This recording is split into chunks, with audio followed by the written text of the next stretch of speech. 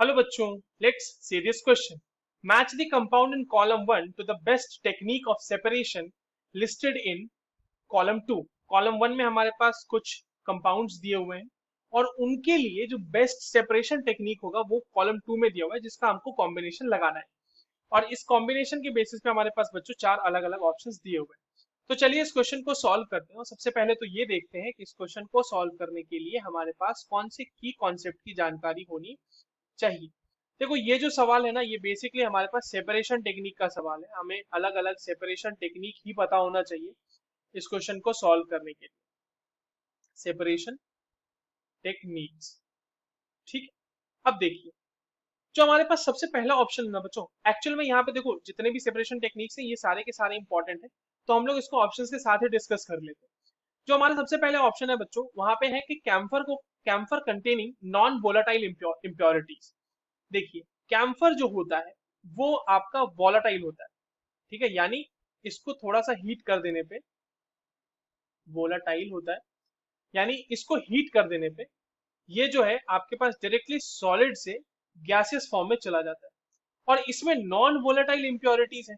तो अगर हम इसको हीट करें कैम्फर वाले सब्सटेंस मतलब कैम्फर वाले मिक्सचर को, तो जो नॉन वोलेटाइल इंप्योरिटीज होंगे वो हमारे पास बच जाएंगे और कैम्फर का हमारे पास वेपर मिल जाएगा और ये प्रोसेस कहलाती है बच्चों sublimation.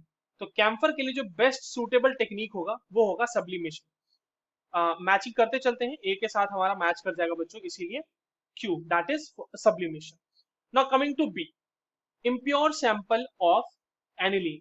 Impure sample of aniline जो होता है बच्चों, बेसिकली उसमें जो इम्प्योरिटीज होते हैं उसको हम लोग डिस्टिलेशन के मेथड से रिमूव करते हैं, ठीक है। एनिलीन का बेसिकली जो हमारे पास एनिलीन का जो होता है ना मिक्सचर या इम्प्योर सैंपल जो होता है उसमें हमारे पास वाटर का भी कंटेंट होता है कुछ कुछ, और उसको हम लोग रिमूव कर सकते हैं डिस्टिलेशन से, because there is a difference in the boiling point of aniline and water. तो जब भी ऐसा आपको डिफरेंस देखने को मिले तो you can use the distillation technique. तो बी हमारा किसके साथ मैच कर जाएगा बच्चों, बी हमारा मैच कर जाएगा आर के साथ। Now coming to C, ortho and para nitro anilines. देखिए ऑर्थो और पैरानाइट्रो एनिलीन, इसका स्ट्रक्चर बना लेते हैं तो ज्यादा अच्छे से समझ में आएगा। अगर हम ऑर्थो नाइट्रो एनिलीन की बात करें तो ये होता है NH, यहाँ पे मैं इस तरह से एक H लिख रहा हूँ और यहाँ पे N डबल बॉन्ड O और ये इस तरह से रहेगा। यहाँ पे देखिए हाइड्रोजन बॉन्डिंग हो रही है ऑर्थो के केस में, इंट्रामोलिकुलर हाइड्रोजन बॉन्डिंग।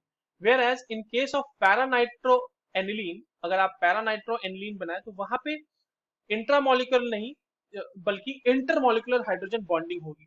तो जो आपके पास ऑर्थो नाइट्रो वाला है ना वो ज्यादा वोलाटाइल होता है, वो ज्यादा वोलाटाइल होता है, और जो हमारे पास पैरानाइट्रो वाला है वो थोड़ा लेस वोलाटाइल होता है।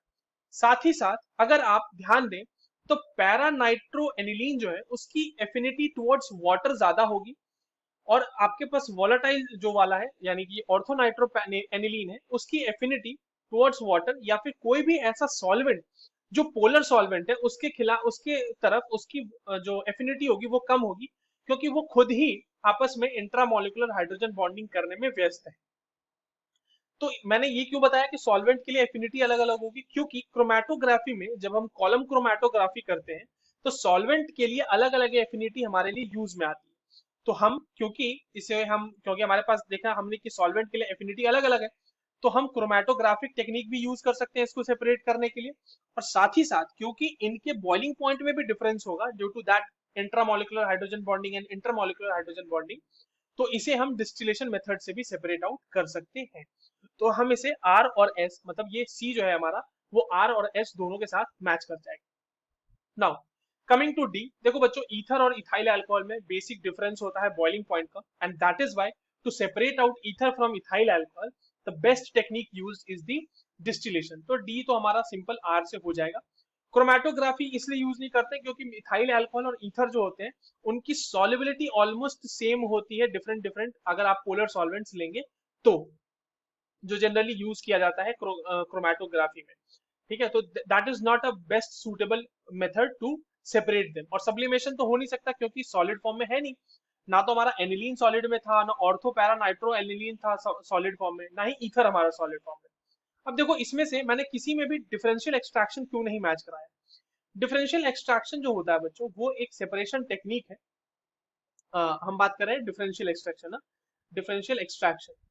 डिफरेंशियल एक्सट्रैक्शन एक टेक्निक है जहां पे ऑर्गेनिक कंपाउंड को अगर वहां पे सेपरेट आउट करते हैं, तब जहां पे ऑर्गेनिक कंपाउंड आपके पास, organic compound is present in an aqueous medium. Aqueous medium में अगर आपके पास कोई ऑर्गेनिक कंपाउंड प्रेजेंट है, तो जो है ऑर्गेनिक सॉल्वेंट का यूज करते हुए हम डिफरेंशियल एक्सट्रैक्शन का मेथड यूज करते हैं फॉर द सेपरेशन। तो यहाँ पर तो ऐसा कोई हमें वाटर के साथ सोल्यूशन मिला नहीं, एक्वस मीडियम में कोई सोल्यूशन था, that is why this is not the suitable method for any of this. तो जो हमारे पास कॉम्बिनेशन है, ए का क्यू, बी का आर, सी का आर और एस दोनों, एंड डी आर, ये कॉम्बिनेशन हमारे पास गिवन है ऑप्शन ए में। So that is the correct answer. I hope you understood this well. All the very best.